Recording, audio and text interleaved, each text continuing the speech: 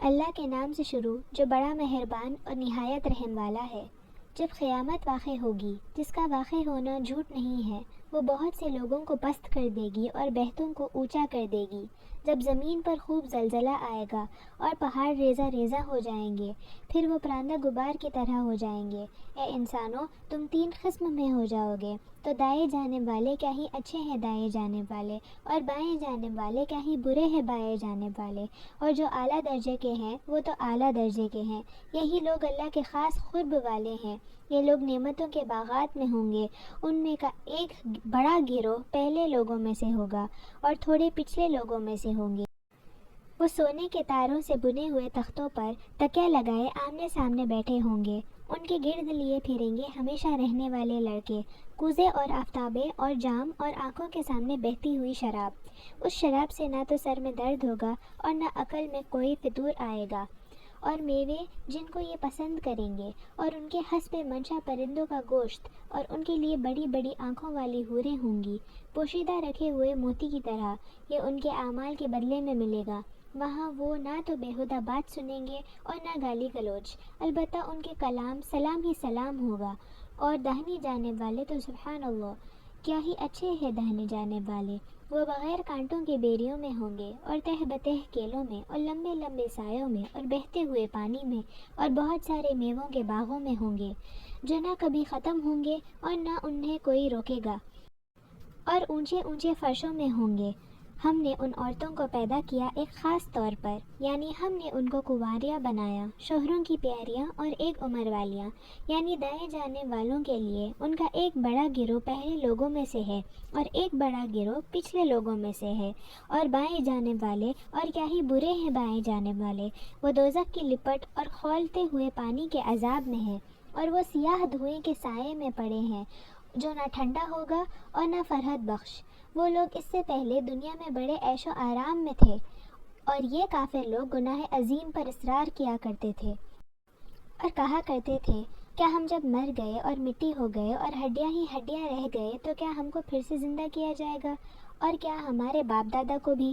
کہہ دو، بے شک پہلے اور پچھلے سب کو ایک مقرر دن کا وقت جمع کیا جائے گا۔ پھر تم، اے جھٹلانے والے گمراہو، دوزخ میں جاؤ گے تو ہار کے درخت سے کھاؤ گے، پھر اسی سے تم اپنا پیٹ بھرو گے، پھر اس پر کھولتا ہوا پانی پیو گے، پھر یہ پانی بھی پیاسے اونٹ کی طرح۔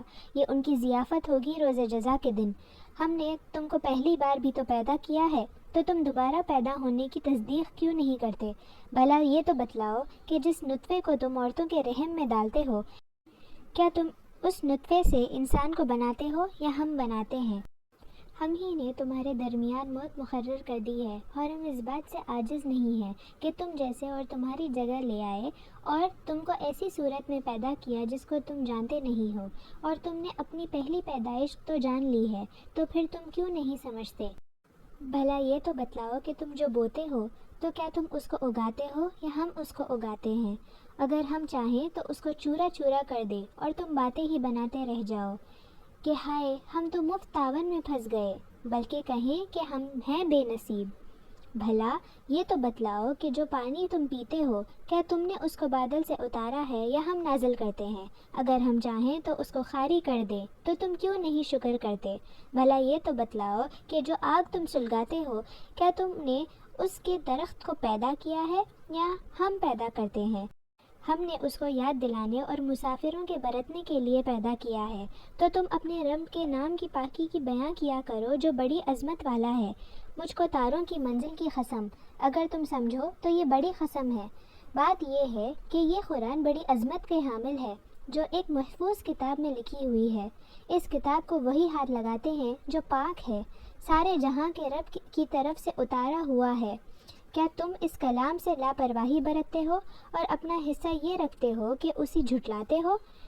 تو جب روح گلے کو آ پہنچتی ہے اور تم اس وقت کی حالات کو دیکھا کرتے ہو، اور ہم اس مرنے والے کے تم سے بھی زیادہ قریب ہوتے ہیں لیکن تم کو نظر نہیں آتے، بس اگر تمہارا حساب ہونے والا نہیں ہے تو تم اس روح کو لوٹا کیوں نہیں لاتے اگر تم سچے ہو؟